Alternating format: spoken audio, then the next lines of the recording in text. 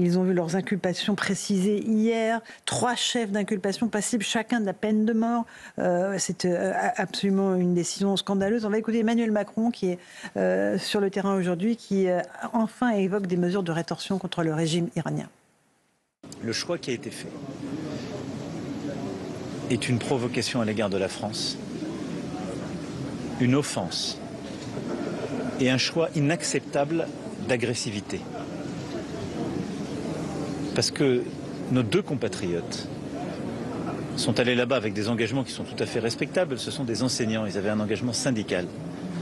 Mais se permettre de dire que ce sont des agents de l'étranger qui auraient déstabilisé le régime, etc., je pourrais dire simplement que c'est fantaisiste si ça n'était pas criminel. Et donc c'est inacceptable pour la France. Nous protégerons nos enfants et je peux vous dire que la réponse ne se fera pas attendre. Eh bien, espérons. Quel type de mesures de rétorsion pourrait-on prendre, Nicolas Bavrez? Qu'est-ce que la France peut faire face à l'Iran? Est-ce qu'on achète quoi que ce soit à l'Iran? Si vous voulez, ça acte la faiblesse de notre pays et la faiblesse de l'Europe. Qu'est-ce qui se passe en Iran? De fait, Benjamin Netanyahou souhaitait poursuivre la guerre pour faire tomber le régime. Il n'a pas pu le faire. Donc, et les destructions au programme militaire, on a simplement retardé le problème. Donc, on a en face un régime qui est un régime qui en a tiré 2 conclusions. Premièrement, relancer le plus vite possible la course au nucléaire. Deuxièmement, une répression féroce sur la population. Et une répression avec l'affichage aussi de la répression vis-à-vis de l'étranger. Les États-Unis, ils n'y touchent pas. La rétorsion qui a eu lieu, la réplique sur la base américaine demain, ça a été minimal. Et ils ont prévenu avant pour être sûr qu'il n'y ait pas de morts américains, ce qui avait déjà été le cas lors de la mort du général Soleimani. Et là, ce qui se passe avec la France et l'Europe, c'est l'inverse. C'est-à-dire que les Européens ne servent à rien pour les Iraniens. Nous ne sommes en rien respectés puisque nous n'avons pas les moyens de faire quoi que ce soit. Et donc, l'affichage est complet. Donc, on en revient toujours à ce que disait Halévy. La diplomatie sans la menace de la force armée n'est que jappement de roquet. C'est ce que nous avons eu à l'instant.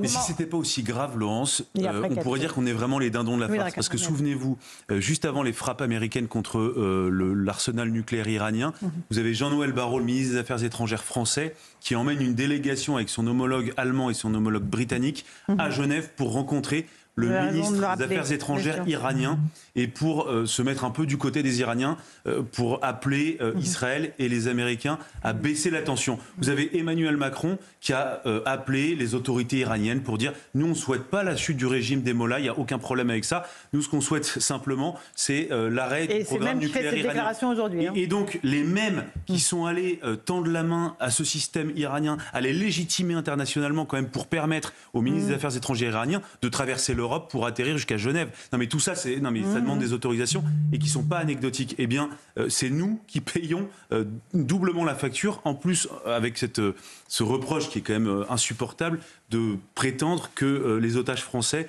sont des agents du Mossad, des agents israéliens, quand on voit la nature des relations aujourd'hui entre Israël et la France. Enfin, Catherine a voulu intervenir. Moi, j'avais un espoir en lisant le communiqué de l'ambassade d'Iran à Paris qui assure que le gouvernement iranien en ce moment œuvre à la recherche d'une solution satisfaisante sur ce dossier des 2 otages avec une approche humanitaire. Ah bah oui, là on voit, les 3 inculpations sont passibles chacune de la peine de mort. C'est absolument terrifiant. C'est ce qu'a dit le juge à nos 2 Français. À nos 2 otages. Gauthier. On a 2 otages en Iran, on a 2 otages en Algérie. On ne les oublie pas. Potentiellement une grâce pour Boualem Sansal samedi qui a très très peu de chances d'arriver.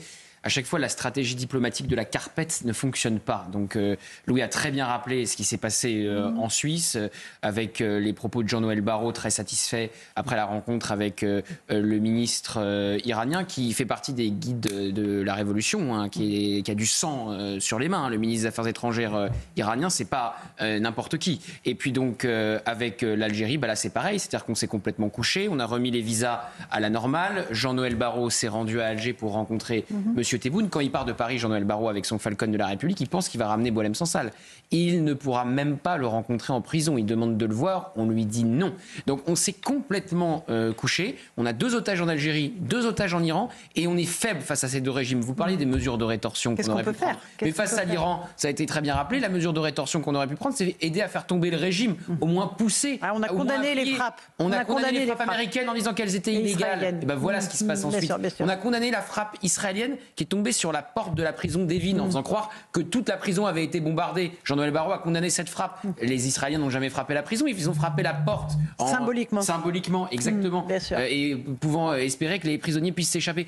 Voilà ce qu'on fait. On est d'une faiblesse absolue. Au hasard, Cécile Collère et Jacques Paris sont accusés d'espionnage pour le compte du Mossad. Évidemment, au hasard. Oui, Rapidement, Jean-Sébastien Ferjou, c'est la fin. De la part du régime iranien, parce que si c'est une accusation qu'ils avaient voulu porter contre eux, ils n'auraient pas attendu aujourd'hui pour le faire, et encore moins Louis le rappelait, dans le contexte de ce que sont les relations entre la France et Israël aujourd'hui. Mais ce que je trouve pire dans la politique du Quai d'Orsay ou la politique développée par Emmanuel Macron, c'est cette espèce de paternalisme. Parce qu'en réalité, c'est quoi? Ils considèrent que les puissances étrangères, si elles viennent du Sud global, comme on dit, sont forcément soit des bons sauvages, soit des gens qui ont de bonnes raisons finalement de nous en vouloir à cause de l'histoire, de leur passé, de je ne sais quelle humiliation qui se serait passée il y a quelques siècles ou quelques décennies. Et ils ne les respectent pas, ils ne sont même pas capables de les respecter dans leur vérité, dans la vérité de ce qu'ils sont, à savoir des puissances qui parfois peuvent aussi être malfaisantes. Eh bien, il faut savoir ouvrir les yeux tout simplement et arrêter de penser que nous sommes simplement du haut de notre aventin moral et drapés dans notre puissance passée. Ben non. Dernier mot, Nicolas. Je veux juste ajouter un exemple supplémentaire à la faillite du Quai d'Orsay. L'affaire Glaise, qui est donc le 2e otage en Algérie, Christophe Glaise, journaliste sportif. Pendant 1 an, on a dit à ses soutiens de se taire. Ouais. Il ne fallait rien dire parce que ça allait permettre de sortir Christophe Glaise de cette situation. Il fallait vraiment informer personne. Le collectif de Boualem Sansal n'a jamais été informé qu'il y avait un autre otage en Algérie. Résultat des courses, 7 ans de prison. Et on va voir ce qui va se passer.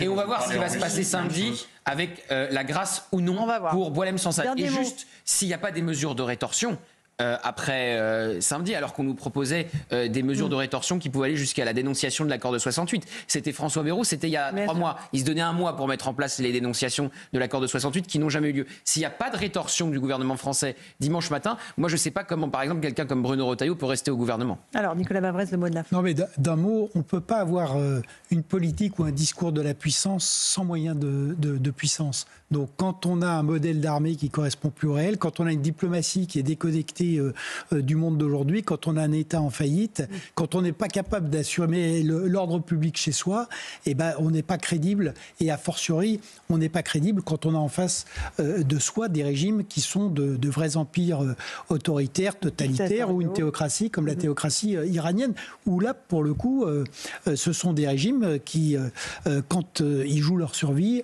le font avec une brutalité sans limite. Et c'est ce qu'on voit aujourd'hui. Mais nous ne sommes plus taillés pour affronter ce monde-là. Et il faut qu'on revienne très vite dans le jeu. Mais pour ça, il faut vraiment redresser notre pays. Merci Nicolas Bavrez, c'est toujours un plaisir de vous avoir en plateau et de vous lire chez nos confrères du Figaro. Merci Gauthier Lebret, 21h 100% politique évidemment. Jean-Sébastien Ferjou, Éric Nolot, Louis Ragnel et ma chère Catherine Ney. Voilà, merci beaucoup pour cette belle saison de Punchline, petite pause estivale. Je remercie David Poujol en régie sans qui rien